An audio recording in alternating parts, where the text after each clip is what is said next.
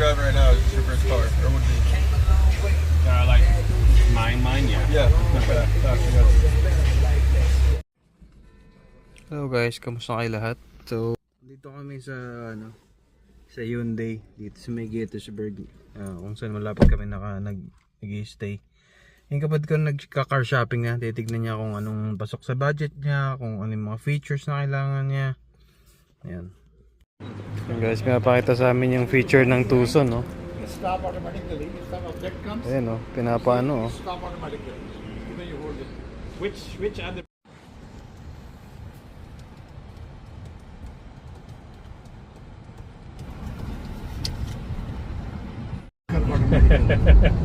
Give me an accident truck. Yeah. Hi guys, nasa ano tayo ngayon? Nasa Costco.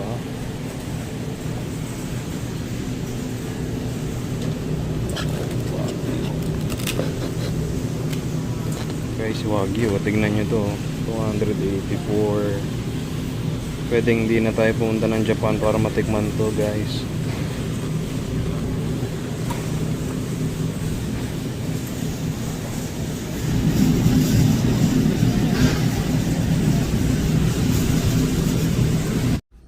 Hi guys, good morning sa inyong lahat. Happy, ano nga ba yun? Ano nga ba ngayon? Happy Thursday sa inyong lahat. And off namin ni Nika. Medyo mahaba yung off namin kasi nakapag-request kami. Punta kami ng, yun nga sabi ko sa inyo, punta kami ng New Jersey. Kita-kita kami mga ano doon, magkakamag-anak. So sa ano, naisip ko lang gawa ng topic yung ano. May nagtanong kasi na ano, sabi, okay, brand new na nga rin din ng ire-recommend nyo. Anong magandang ano, vehicle na ano, pang simula dito sa Amerika? Actually magandang topic to, no. May mga konting ano naman ako, may ire-recommend naman ako. Dahil sa experience namin and experience namin mag-own ng sasakyan and experience namin na makita rin yung mga sasakyan ng mga kasama namin, mga ka-agency namin. And hindi lang yun, no. Medyo nakapag-research din ako ng mga ibang sasakyan dahil yung kapatid ko nag-i-start din na ano, maghanap din ng sasakyan para sa kanya. So yun guys, mabilis ang topic lang to. Ako masasabi ko, you will never go wrong dun sa mga brand na mga alam na natin. So babanggitin ko na Toyota, Honda, Mazda, Subaru, Nissan,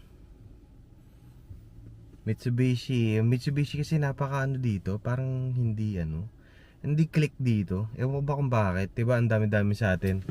Parang Mitsubishi at Toyota, Honda ang ano natin dyan, ang pinakamarami natin dyan sa Pinas, Pero dito, of course, you'll never go wrong on those brands. If ever na gusto nyo tumikim naman ng medyo on the other side, which means yung mga American, Chevrolet, Ford, mag-research kayo. Kasi ayoko magbanggit ng mga lahat naman wala namang perfect na na ginawa ng tao, no. Lahat may flaws talaga. Kasi kahit sabihin natin na sabi ni ganito, yung brand na yan, sirain yan, lagi yan pinapasok sa kasa. So mag-research kayo mabuti para hindi kayo hindi maperwisyo yung oras nyo sa mag-own ng ganung sasakyan, and dapat may peace of mind kayo. Yun lang yung ma-advise ko sa inyo. Sa mga single na pupunta dito, try nyong hanapin yung actually, of course, alam ko naiisip nyo yung mga sedan, mga maliliit na sasakyan. Hindi naman kayo magkakamali sa choice na yun kasi alam ko, konti pa lang yung gamit nyo at mag-isa lang kayo, wala namang kayong bit-bit na wala namang masyadong sasakay sa sasakyan nyo. So okay lang naman mag-sedan. Tapos yung susunod na option nyo is yung mga compact SUV. Meron pang mas maliit sa kasi itong mga CR-V, CX-5, RAV4, Tucson, ano pa ba? Mga yung mga parang katulad ng ganito. Ito kasi yung mga compact SUV. So meron pang mas maliit sa compact SUV, no? Yung parang sabihin natin kung sa CR-V, ang mas maliit sa CR-V na parang CR-V din is HR-V. I-consider nyo yung ganun na kasi para lang siyang size ng sedan na mas mataas yung ground clearance niya para of course kapag dumadaan kayo sa medyo alam niyo mabaha or medyo alam niyo yun, yung mga matalbog-talbog na mga kalye at least hindi may peace of mind kayo na hindi sasayad yung yung chassis ng sasakyan nyo kapag naglulubak-lubak yung daan na dinadaanan nyo. And yung capacity of course ng pwede nyong kargahin just in case na lumipat kayo ng ibang state in the future or magkarga-karga kayo ng mga gamit, bumibili kayo ng mga furnitures, mas mataas yung yung capacity ng ng mga sasakyan na yon. Mga katulad ng mga ganun, HR-V, ano pa ba? Ano ba yung sa Toyota? Nakalimutan ko na.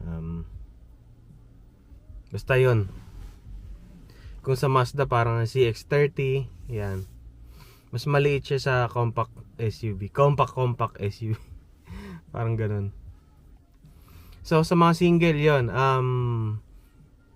yung small compact SUV pa and mga sedan, hindi naman kayo magkakamali dyan eh. Pero kung kaya nyo pigain na mag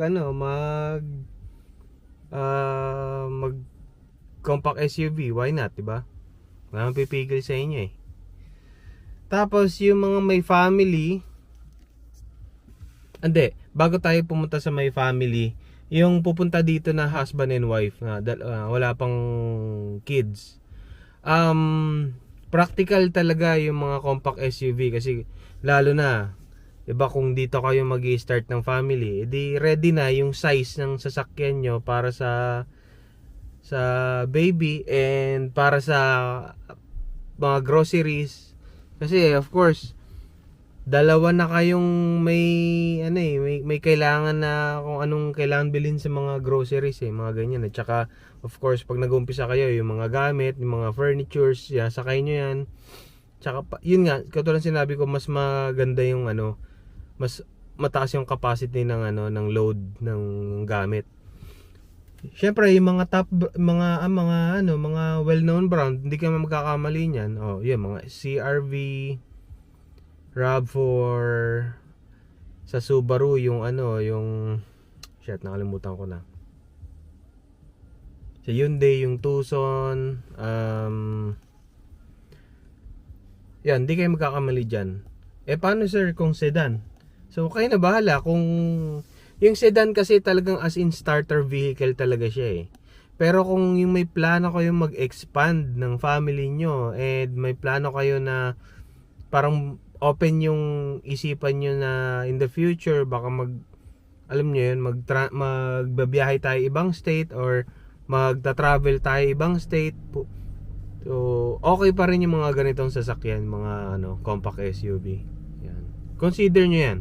Mas maganda yung ganito, yung size na to. Practical siya.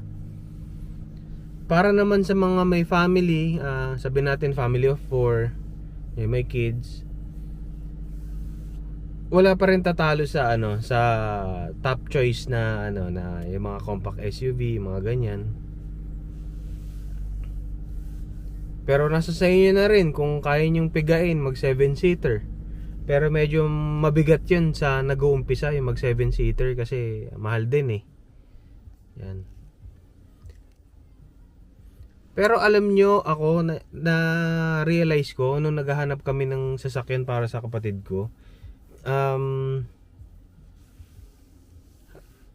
panalo yung yung panalo yung Hyundai ngayon na 2025, 2026 kasi sa price point niya na magkakaparehas sila halos ng CR-V, CX-5 and yung mga other contenders na nasa ganong category, yung price point niya ay napakapunong-puno ng features na wala talagang talo. Ako, tingnan nyo yung Tucson na Hyundai kung trip nyo. Sakyan nyo rin, kung gusto nyo i-test drive, okay siya. Hindi ko pinopromote dito pero natuwa lang ako kasi naisip ko parang itong CR-V tsaka yung yon halos magkaparehas yung presyo, pero parang naisip ko bakit hindi na ilagay ng CR-V yung mga features na na pwedeng i-compete din sa iba. Yung iba may ganun na, bakit ito parang ang basic pa rin. Tulad nitong CR-V ni Nika, yung top of the line na hybrid na CR-V, parang sa presyo ng ganito, yung sa ibang sasakyan meron na siyang 360 camera, meron na siyang kung ano-ano, mayroong ventilated seats sa harap, pero ito wala. Parang ganun ba? I-consider nyo yun, lalo na sa pag nasa kayo state kayo na medyo harsh ang mga weather, lalo na mga nag-snow, mga ganyan. Maganda sana meron kayong heated steering wheel para pag nagkakape pa lang kayo sa bahay bago pumunta sa duty, pwede nyo na i-start yung car nyo sa sa phone, tapos i-on nyo na yung mga heater, mga ganun. Okay yung mga ganung features. So yun, kayo na gumawa ng research kung meron kayong mga ibang brand na gusto na hindi ko nabanggit dito. Mas maganda sa pag nagre-review kayo ng sasakyan, tignan niyo yung reliability, tignan niyo kung meron man flaw, tignan niyo kung kung kakayanin niyo kung sakaling dumating yung yung time na baka mangyari sa inyo yon. So, 'di ba? Ayaw naman natin ma-hassle na balang araw biglang ayaw gumana ng sasakyan niya, papasok ko pa ng duty, 'di ba? So, choose wisely. Tapos sa mga magtatanong kung sir, okay lang kaya ano kaya magandang kunin, hybrid o gas? Of course, maganda pa rin kunin hybrid, no? O kung kaya nyo, kung nasa sa inyo, walang pumipigil sa inyo, mag all electric kayo. Kung ipong bahay trabaho lang kayo tapos grocery, ganun, kung magiging ganun lang yung buhay nyo, mas tipid yun. Pero kung mapupunta kayo sa mga state na na hindi naman magiging parang mas snow, I would suggest kunin nyo na lang yung hindi all wheel drive, yung two wheel drive lang, front wheel drive, mga ganun. Kung mapapadpad kayo dyan sa south, hindi naman na necessary mag all wheel drive pa. Yung mga hindi tinatamaan masyado ng snow, yan, mas makakatipid kayo sa purchase nyo. Ayun lang naman.